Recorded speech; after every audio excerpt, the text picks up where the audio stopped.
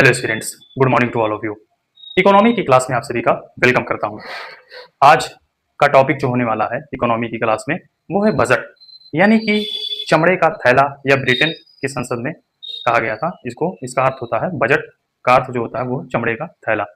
Budget का अगर हम डिफिनेशन देखते हैं तो बजट क्या होता है? किसी भी देश के भीतर एक वित्तीय वर्ष में वस्तुओं और सेवाओं के उत्पादन का अंतिम मूल्य, अंतिम बाजार मूल्य ही बजट कहलाता है। ये है बजट का डेफिनेशन। तो आइए हम अपनी बजट की क्लास को स्टार्ट करते हैं।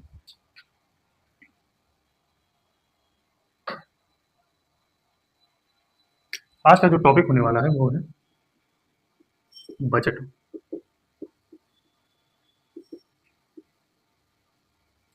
आप लोग अगर संविधान पढ़े होंगे तो संविधान के अंतर्गत बजट का अन्य अर्थ, यानी कि अन्य अर्थ दिया हुआ है, जिसका नाम है वार्षिक वित्तीय विवरण। बजट शब्द का संविधान के अनुच्छेदों में, किसी भी अनुच्छेदों में प्रावधान नहीं किया गया है।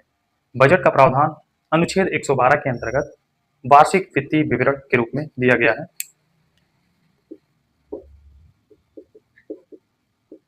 संविधान में बजट शब्द का उल्लेख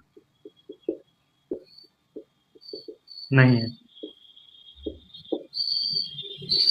अनुच्छेद 112 में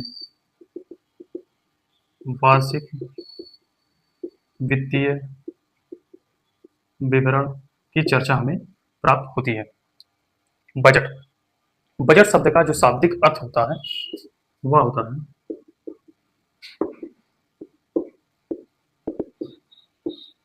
चमड़े का थैला।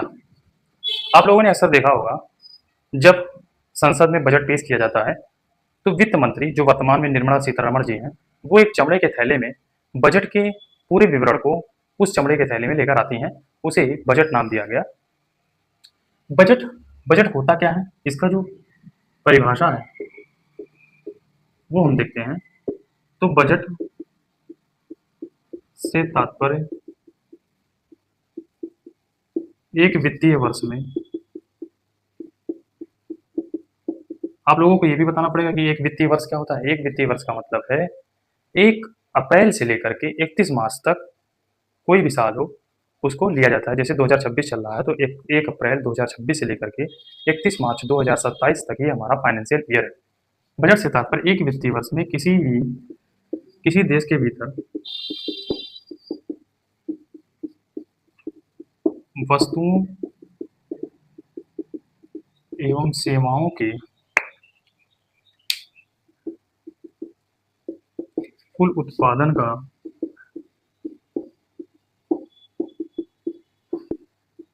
अंतिम मूल्य बजट कहलाता है। ये हमारा बजट का डिफिनेशन हो गया। अब हम बजट में चर्चा करने वाले हैं कि बजट जो होता है वो रियल जो परिभाषा है इसकी वो होता है सरकार के आय और व्यय का विवरण। सरकार के आय तथा व्यय का विवरण बजट कहलाता है। जो सरकार के आय, यानी कि जो सरकार के द्वारा टैक्स, कर के माध्यम से जो प्राप्तियां होती हैं, और सरकार के द्वारा जो लोक कल्याणकारी योजनाओं में जो पैसे खर्च किए जाते हैं, इन दोनों के आय और व्यय का जो विवरण होता है वो बजट कहलाता है। ये बजट की इतनी सारी परिभाषाएं आप लोगों को देखने को मिल जाएंगी। अब हम देखते हैं कि राजस्व व्यय क्या होता है। नेक्स्ट हमारा इसी में होगा बजट के अंतर्गत ही राजस्व व्यय।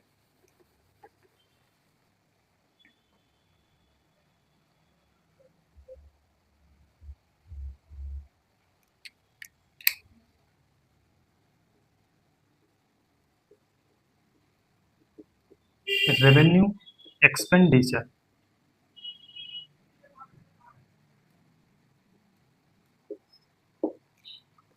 राजस्व व्यय क्या होता है? सरकार का ऐसा व्यय जिससे ना तो किसी भी प्रकार की संपत्ति का सृजन होता है और ना ही पुरानी देनदारी में कोई कमी आती है। ये राजस्व व्यय होता है। ना तो किसी भी प्रकार की संपत्ति का सृजन होता है, ना भी किसी भी देनदारी में कोई कमी आती है, ये राजस्व व्यय कहलाता है। रेवेन्यू एक्सपेंडिचर, सरकार का ऐसा व्यय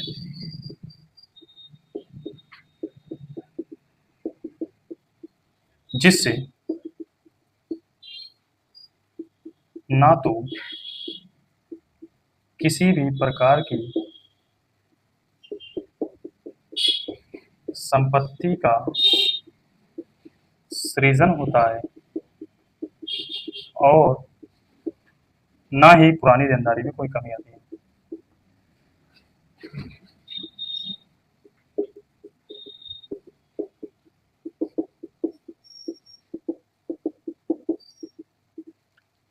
तो राजस्व व्यय, रेवेन्यू एक्सपेंडिचर, सरकार का ऐसा व्यय जिससे ना तो किसी भी प्रकार की संपत्ति का सृजन होता है और ना ही किसी भी देनदारी में कोई कमी आती है, राजस्व व्यय कहलाता है। फिर राजस्व व्यय में देखते हैं, तो राजस्व व्यय में शामिल क्या क्या किया जाता है, मरम्मत पर किया गया व्यय, ये सब किए जाते हैं। अब एक बात करते हैं पूंजीगत व्यय।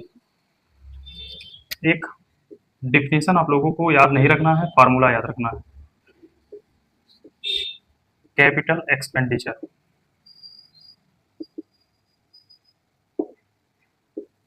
क्या होता है कैपिटल एक्सपेंडिचर? कैपिटल एक्सपेंडिचर होता है सरकार का ऐसा व्यय जिससे या तो किसी नई संपत्ति का सृजन या पुरानी देनदारी में कोई कमी आए, सरकार का ऐसा व्यय ही सरकार का पूंजीगत व्यय कहलाता है।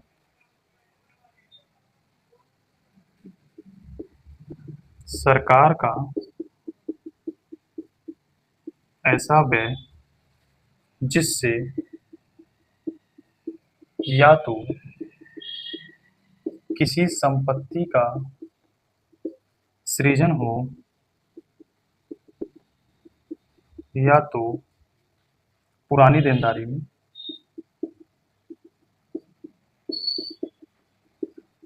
कोई कमी ना आवे, ये हमारा हो गया पूंजीगत व्यय, कैपिटल एक्सपेंडिचर। अब इसमें कुल व्यय निकाल देंगे तो राजस्व व्यय प्लस पूंजीगत व्यय दोनों मिला करके कुल व्यय निकल जाएगा, टोटल एक्सपेंडिचर निकल जाएगा।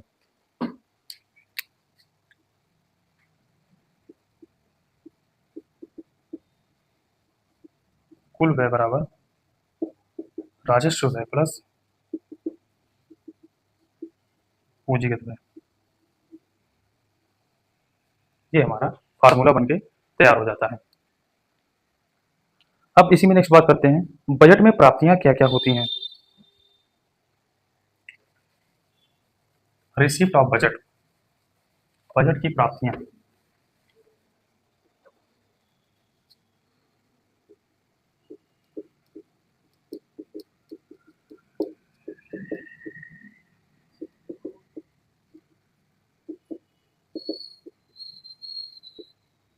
Receipt of budget.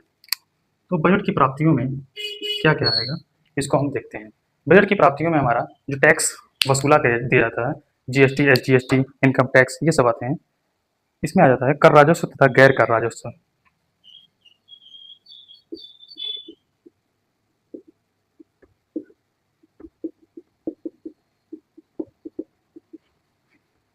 हम जानते हैं जो कर राजस्व होता है वह किसी निजी व्यक्ति पर इनकम टैक्स हुआ, जीएसटी हुआ, ये सब लिया जाता है तो कर राजस्व में आ जाता है। गैर कर राजस्व का मतलब है किसी का चालान हो गया, उसका पैसा हुआ, किसी भी प्रकार का उधार दिया गया, उससे जो ब्याज प्राप्त हुआ वो गैर कर राजस्व में आ जाएगा।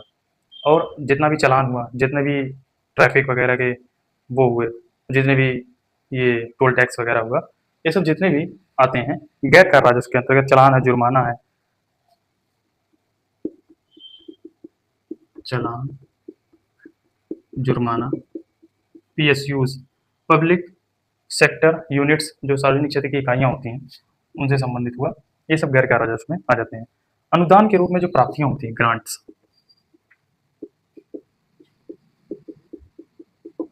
जो हमने चर्चा किया वो है अनुदान के रूप में प्राप्तियां। तीसरा बात करते हैं, तो दिए गए ऋण पर ब्याज की प्राप्ति, जो हमने अभी बताया, किसी को उधार दिया गया तो उससे जो ब्याज प्राप्त होता है।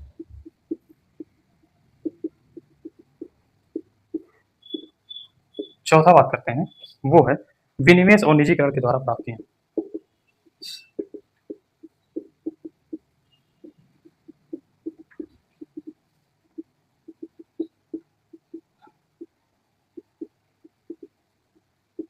ये बजट की प्राप्तियां ये हैं, आप लोग ध्यान रखिएगा। कर राजस्व, गैर कर राजस्व, दूसरा अनुदान के रूप में प्राप्तियां, तीसरा दिए गए ऋण पर ब्याज की प्राप्तियां, चौथा विनिवेश या निजीकरण के द्वारा प्राप्तियां, इसको कहते हैं ग्रांट, अनुदान के रूप में या दान के रूप में प्राप्तियां होती हैं।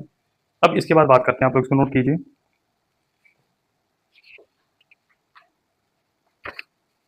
अब हम राजस्व प्राप्तियों की बात करते हैं। राजस्व घाटा, ये जो हमारी परीक्षा के दृष्टिकोण से अति महत्वपूर्ण होता है, अब उसकी चर्चा करेंगे।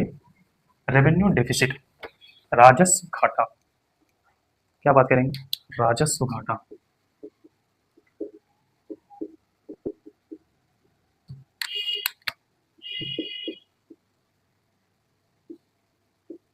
रेवेन्यू डेफिसिट,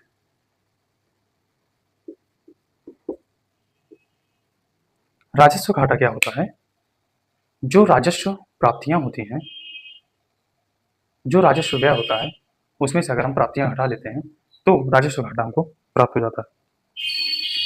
सरकार का राजस्व घाटा सरकार के राजस्व व्यय तथा सरकार की राजस्व प्राप्तियों के धनात्मक अंतर को कहते हैं। यानी कि राजस्व घाटा बराबर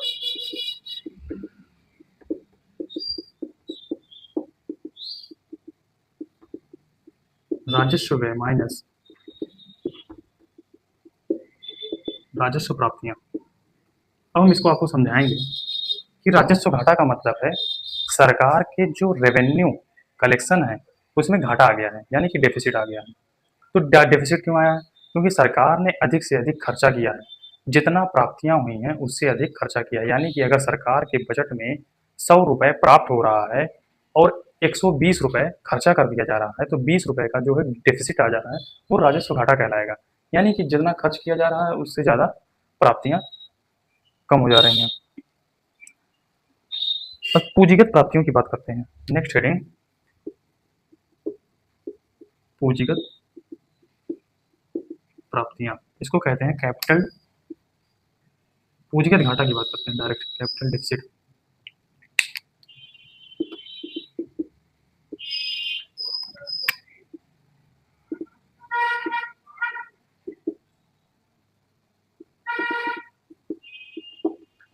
पूंजीगत घाटा जो होता है उसमें पूंजीगत व्यय में से पूंजीगत प्राप्तियां जो घटा देते हैं वही प्राप्त होता है हमें पूंजीगत घाटा।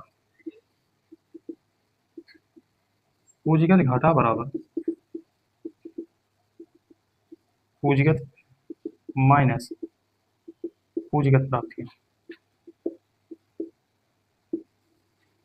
यानी कि जो सरकार की पूंजी है, किसी प्रकार का इंफ्रास्ट्रक्चर डेवलपमेंट कर रही है सरकार, तो क्या कर रही है सरकार, पूंजीगत व्यय यानी कि इंफ्रास्ट्रक्चर पर डेवलपमेंट पर अधिक का नाम पैसा खर्चा कर रही है, और जो उसको प्राप्त हो रहा है वो कम हो रहा है। यानी कि अगर 100 रुपए का इंफ्रास्ट्रक्चर डेवलपमेंट कर रही है तो 120 रुपए उसे, यानी कि 100 रुपए उसको प्राप्त हो रहा है और 120 रुपए का इंफ्रास्ट्रक्चर डेवलपमेंट कर रही है, तो 20 रुपए उसे घाटा हो रहा है। तो पूंजीगत घाटा के अंतर्गत जो पूंजी में निवेश किया गया है उससे संबंधित घाटा को ही पूंजीगत घाटा कहते हैं। ये हमारा पूंजीगत घाटा हो गया। अब कुल प्राप्तियों की बात करते हैं, तो पूंजीगत प्राप्तियां और राजस्व प्राप्तियां हो जाएंगी। अब हम बात करते हैं बजट घाटा की। नेक्स्ट हमारा हेडिंग होने वाला है बजट घाटा।